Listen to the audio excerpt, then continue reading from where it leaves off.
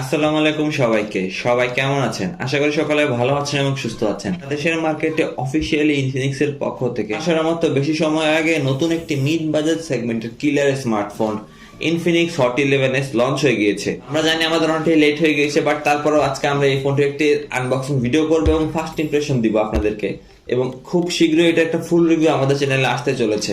আপনারা দেখছেন Tech Valley, আপনারা সাথে থাকছে আমি তাইসির। সো বন্ধুরা, শুরু করা যাক। মূল ভিডিওটি শুরু করার আগে আপনারা যদি আমাদের চ্যানেলে নতুন হয়ে থাকেন তবে এখনই সাবস্ক্রাইব করে নিন এবং পাশে থাকা বেল আইকনটি বাজিয়ে অল করে দিন। এতে করে আমাদের চ্যানেলের সব নোটিফিকেশন আপনাদের মোবাইলে পৌঁছে যাবে। সো বন্ধুরা, আর কথা না বেরিয়ে চলুন চলে যাই আনবক্সিং এ। চলো আমাদের ইনফিনিক্স হট 11s এর বক্স। আমাদের কাছে যে ভেরিয়েন্টটি আছে সেটা হচ্ছে 6GB RAM 128GB ROM এর, এবং প্রথমে ইনফিনিক্স হট 11s এর ব্র্যান্ডিং, ডানে বামে উভয় দিকে ইনফিনিক্স হট 11s এর ব্র্যান্ডিং, নিচের দিকে ফোনটি সম্পর্কে কালার ভেরিয়েন্ট। আমাদের এটা 7° পার্পল কালার। তো এখানে কিছুটা কথা বলে রাখি, যেটা 4GB RAM 128GB ROM, এটার মাত্র দুইটা কালার আছে, ব্ল্যাক এবং গ্রিন। বাট যেটা 6128 সেটা তিনটে কালারই অ্যাভেলেবেল আছে। তো 7° পার্পলটা আমার কাছে পার্সোনালি কিছুটা বেশি প্রেফারেবল মনে হয়, এবং এখানে ইনফিনিক্স হট 11s এর কিছু স্পেসিফিকেশন আছে, এবং উপরের দিকে ইনফিনিক্স এর ব্র্যান্ডিং। সো আমাদের কাছে যে 6128GB ভেরিয়েন্টটা আছে এটা হচ্ছে আপার ভেরিয়েন্ট। আমি এটার প্রাইস বলে নিতে চাই যে 4128 এটির প্রাইসিং হচ্ছে 15,000 টাকা, এবং 6128 এটির প্রাইসিং হচ্ছে 16,000 টাকা।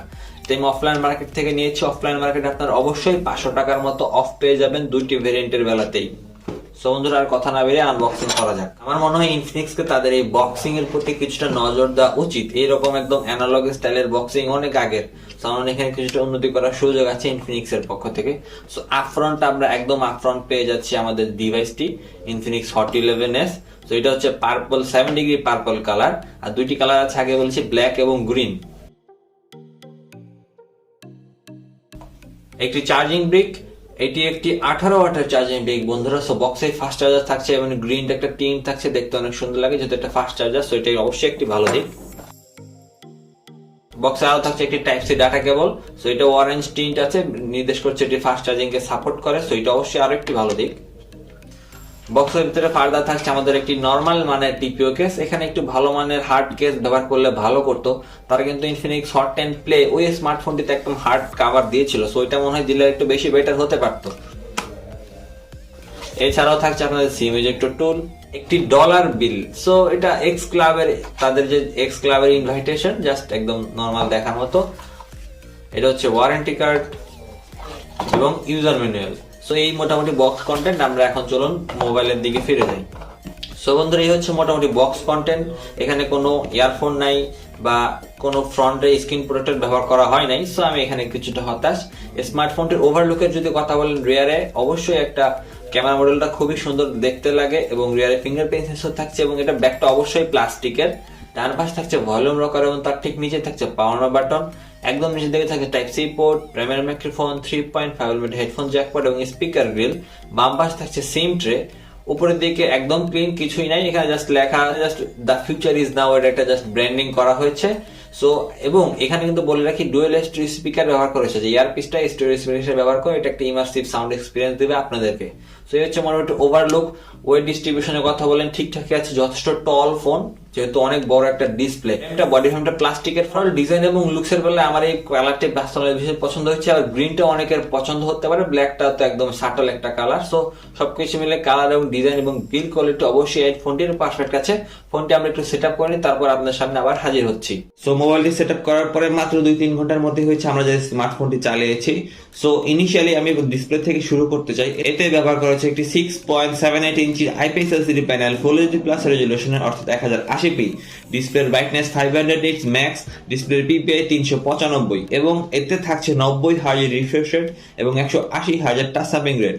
সো স্পেসিফিকেশনের দিক থেকে খুবই অসাধারণ, এবং আসলে চালানোর সময় ফিল হয় যে আসলে 90 হার্জ সত্যি সত্যি এটাতে কাজ করছে, খুব ভালোভাবেই কাজ করছে। খুবই অসাধারণ একটি কম্বো, 90 হার্জের ডিসপ্লে প্লাস 1080p। সো ডিসপ্লেতে মাল্টিমিডিয়ার কথা যদি বলি, ফুল এইচডি প্লাস আমরা টুকটাক ভিডিও প্লে করে দেখেছি, খুবই ভালো শার্প ফুটেজ দেয়, এবং কালার ঠিকঠাক আছে IPS LCDর তুলনায়। এবং এটি যে ডুয়েল স্টেরিও স্পিকার, অসাধারণ একটি ইমার্সিভ সাউন্ড এক্সপিরিয়েন্স দেয়। সো মাল্টিমিডিয়ার জন্য অবশ্যই আমি এখনই বলে দিতে পারি ওয়ান অফ দ্য কিং বলা যায় এই বাজেট সেগমেন্টে বাংলাদেশে।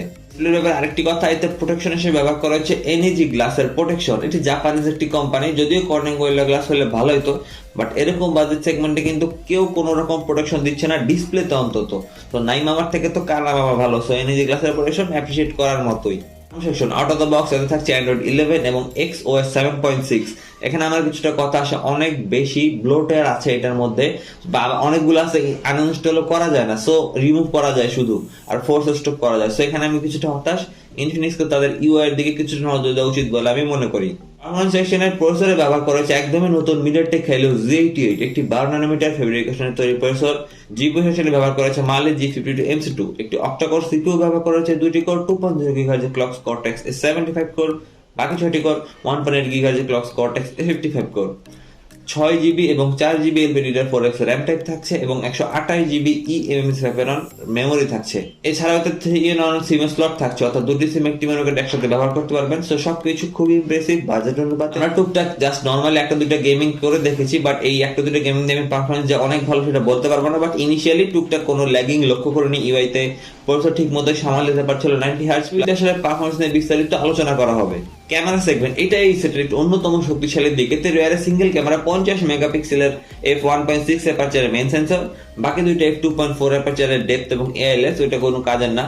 ফ্রন্টে ব্যবহার করা হচ্ছে একটি 8 মেগাপিক্সেলের f2.0 অ্যাপারচারের সেলফি ক্যামেরা, নতুন প্রসেসর এবং নতুন ক্যামেরা সেন্সর। ওটার সাথে এখনো পর্যন্ত ইনিশিয়ালি আমি কিছু টুকটাক ছবি তুলেছি, আপনারা ডিসপ্লেতে দেখতেই পাচ্ছেন। ইনিশিয়ালি আমার কাছে সবকিছু ঠিকঠাকই লেগেছে, বাট এটার ফুল রিভিউতে আমার ক্যামেরা নিয়ে খুব আলোচনা করবো, আসলে এটা জাস্টিফাইড করে কিনা প্রাইস অনুপাতে, বাট ইনিশিয়ালি আমার ভালো লেগেছে। ভিডিও রেকর্ডিং এতে 2K পর্যন্ত আপনারা সর্বোচ্চ ভিডিও করতে পারবেন 30 fps রিয়ার এবং ফ্রন্ট দুই দিকে। সো এটা অবশ্যই একটা ভালো ফিচার মোবাইলে থাকার মতো। কানেক্টিভিটি, এতে ব্যবহার করা হচ্ছে dual VoLTE 4G, Wi-Fi 802.11, bluetooth 5.1, type C port এবং রিয়ার মাউন্টেড ফিঙ্গারপ্রিন্ট সেন্সর। এখানে আমি কিছুটা হতাশ, অবশ্যই সাইড মাউন্টেড দিলে মনে হয় বেটার হতে পারতো। তারা কিন্তু ইনফিনিক্স নোট 10 এর সাইড মাউন্টেড ফিঙ্গারপ্রিন্ট দিয়েছিল, সো এখানে কিছুটা ব্যাকড্রমে বলবো। এটাও সকল রকম সেন্সর, এক্সেলেরোমিটার, প্রক্সি, জাইরোস্কোপ থাকছে, এটি খুবই গেমারদের জন্য একটি ভালো ব্যাপার। চলে আসি ব্যাটারি সেগমেন্টে। এতে ব্যবহার করা হচ্ছে 5000 mAh হিউজ ব্যাটারি এবং বক্সে থাকছে 18 ওয়াটের ফাস্ট চার্জার। আর 5000 mAh ব্যাটারি ইনাফ একদিনের মতো আপনারা অবশ্যই অনায়াসে চালিয়ে নিয়ে যাবে, কারণ এতে 90 Hz রিফ্রেশ রেট থাকছে। সো ব্যাটারি সেগমেন্টে খুব বেশি একটা প্যারা দেবে না। এটা কত মিনিটে ফুল চার্জ হয় বা এটার ব্যাটারি ব্যাকআপ আসলে স্ক্রিন অন টাইম কত, এটা আমরা ফুল রিভিউতে আপনাদেরকে ক্লিয়ার করে বলবো। সো বন্ধুরা, ছিল এটা আমার ইনিশিয়াল এক্সপ্রেশন যে 15,000 টাকার আশেপাশে decent value for money provide করছে। ফুল রিভিউতে আপনারা ক্লিয়ার করে বলতে পারবো এটি আসলে বাংলাদেশের মিড বাজেট সেগমেন্টের কিং কিনা। এই পর্যন্ত সবাই ভালো থাকবেন, সুস্থ থাকবেন, দেখা হচ্ছে পরের ভিডিওতে। আল্লাহ হাফেজ।